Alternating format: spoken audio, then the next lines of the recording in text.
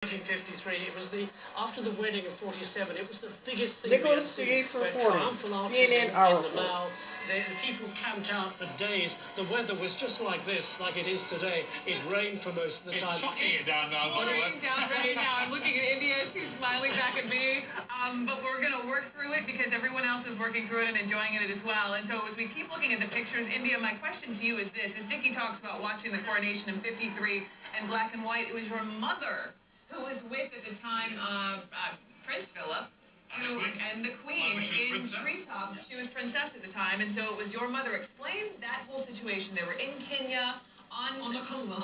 They had left feeling that the king was in relatively good health, but although looking back, of course, you could see how frail he was as he went to the airport to wave off his daughter, Princess Elizabeth. They were unbelievably close.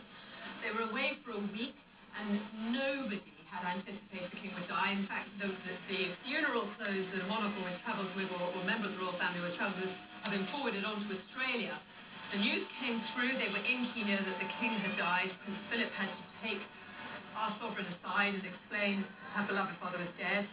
And when asked later, Prince Philip was asked, how did the Queen take it? He said, bravely, like a queen.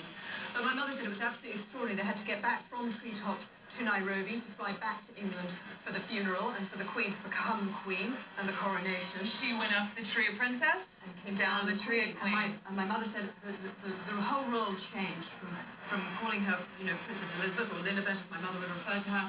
She suddenly was the Queen in a deep curtsy in the relationship. And there was an amazing moment at the airport in Africa when she came to fly back to Britain, when all the photographers... Don't tell my story. You finish You're it. nicking my story. You finish it. That's why you're here. You're covered.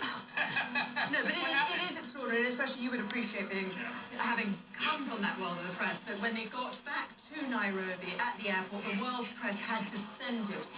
And my mother said she looked and all of the members of the press had placed their cameras on the ground and their heads were bowed in a sign of respect. Amazing. The Queen was in mourning for her father. I just can't imagine at age 25 taking on that responsibility. So here's my other